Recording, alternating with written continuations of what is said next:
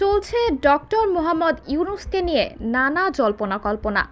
কেউ বলছেন সুদখোর, কেউ বলছেন অসৎ, আরও অনেক কিছুই। যদিও তার প্রশংসায় মিলছে বেশি, তবুও অনেকে জানেনই না আসলে ডক্টর মোহাম্মদ ইউনূস মানুষটি কেমন বা কি করেছেন তিনি। তো চলুন আজকে আপনাদের ডক্টর মোহাম্মদ ইউনূস সম্পর্কে জানাবো। জানতে হলে আপনাদেরকে দেখতে হবে সম্পূর্ণ ভিডিওটি। সারা পৃথিবীর 107টা ইউনিভার্সিটিতে মোহাম্মদ ইউনূস সেন্টার আছে। ইউনিভার্সিটিগুলো নিজের উদ্যোগে এটা করেছে। এর প্রধান কারণ হচ্ছে তার মাইক্রো ফাইন্যান্স, যেটা তাকে এবং তার গ্রামীণ ব্যাংকে নোবেল শান্তি পুরস্কার এনে দিয়েছিল।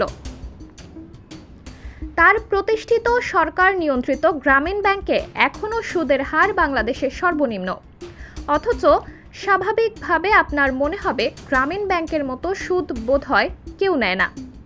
আর নিশ্চয়ই এই টাকায় প্রফিট করেন ডক্টর ইউনূস। ডক্টর মোহাম্মদ ইউনূসকে বিশ্রীভাবে সুদখোর ডাকা হয় বারবার। মজার ব্যাপার হচ্ছে, মোহাম্মদ ইউনূসকে যারা পছন্দ করেন না তাদের বেশিরভাগই জানেন না মোহাম্মদ ইউনূসের সুদের ব্যবসা নাই। গ্রামীণ ব্যাংক তার প্রতিষ্ঠিত হলেও গ্রামীণ ব্যাংকে তার 1 টাকার মালিকানাও নেই, শেয়ারও নেই, কখনো ছিলও না। জিনিসটা আপনার আমার কাছে আশ্চর্যজনক মনে হতে পারে, কিন্তু এটাই সত্যি। ডক্টর মোহাম্মদ ইউনূসের মাইক্রো ফাইন্যান্সের ধারণার মূল ভিত্তিই হচ্ছে এটা। এই ব্যবসার কেউ মালিক হতে পারবে না, সম্পূর্ণ নন প্রফিট তথা অলাভজনক। এটাকে বলে সামাজিক ব্যবসা। নির্দিষ্ট কোনো মালিক নাই, জনগণই এর মালিক। বাইরে থেকে অনুদানের টাকা এনে গ্রামীণ ব্যাংক প্রতিষ্ঠা করেছিলেন ডক্টর মোহাম্মদ ইউনূস। নিজে এটি প্রতিষ্ঠা করলেও প্রতিষ্ঠানে তার 1 পয়সার মালিকানাও রাখেননি, বরং এর 25% মালিকানা সরকারের, বাকি মালিকানা গরিব মানুষের। নিজের প্রতিষ্ঠিত ব্যাংকে ডক্টর মোহাম্মদ ইউনূস মাত্র $300 বেতনে চাকরি করতেন। তিনি যে নিজের কোনো শেয়ার রাখেননি তাই নয়, কোম্পানিকে এমনভাবে প্রতিষ্ঠা করেছেন যাতে কেউ এর একক মালিক না হতে পারে। কোম্পানি অধ্যাদেশ 28 ধারা অনুযায়ী তিনি এটি রেজিস্ট্রেশন করেন। শুধু যে গ্রামীণ ব্যাংকে তিনি মালিকানা রাখেননি তা কিন্তু না। জর্জ সোরস, টেলিনরদের এনে তিনি গ্রামীণ টেলিকম প্রতিষ্ঠা করেন। তার কথায় টেলিনর বাংলাদেশে আসে। তার কথায় তার বিলিয়নিয়ার বন্ধুরা গরিবদের উন্নতির জন্য ফান্ড দেয়।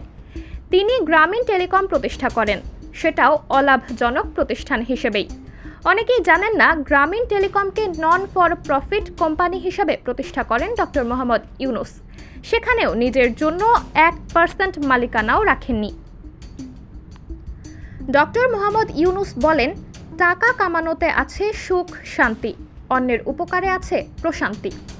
ওনার ভাষায় নিজের জন্য টাকা কামানো হয়তো হ্যাপিনেস, অন্যের উপকার হচ্ছে সুপার হ্যাপিনেস।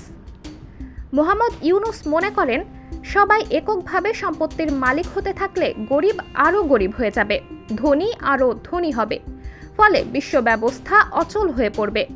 এই বিশ্বাস থেকেই উনি সব নন প্রফিট বা অলাভজনক প্রতিষ্ঠান তৈরি করে গেছেন, নিজের কোনো মালিকানা রাখেননি।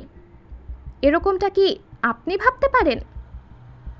এবার অনেকে প্রশ্ন করতে পারেন, তাহলে ডক্টর মোহাম্মদ ইউনূসের আয়ের উৎস কি?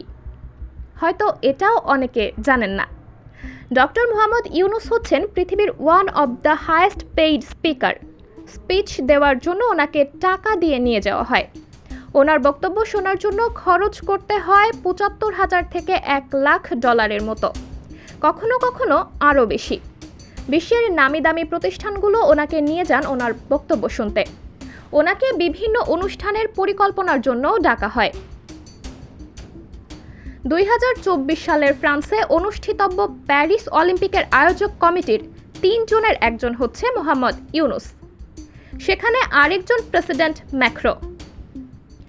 2026 ইতালি অলিম্পিকের জন্য ইতালিয়ানরা ওনাকে পাওয়ার জন্য তদবির করেছে, যাতে উনি পরামর্শ দেন। এছাড়াও ডক্টর মোহাম্মদ ইউনূস একটা বিশ্ববিদ্যালয় করতে চেয়েছিলেন বাংলাদেশে, কিন্তু অনুমতি পাননি। ধারণা করা হয় একটা আন্তর্জাতিক মানের বিশ্ববিদ্যালয় হতে পারত। উনি বললে পৃথিবীর সেরা প্রফেসররা সেখানে এসে ক্লাস নিয়ে যেত। উনি ডাকলে এমনকি বিল গেটস কিংবা আমেরিকান প্রেসিডেন্টও তার ইউনিভার্সিটিতে স্পিচ দিতে চলে আসতো। কিন্তু সেটা হতে দেওয়া হয়নি, তাকে ইউনিভার্সিটি করতে দেওয়া হয়নি। শেষ করার আগে একটা প্রশ্ন রাখি, চাইলে উত্তর দিতে পারেন কমেন্ট বক্সে।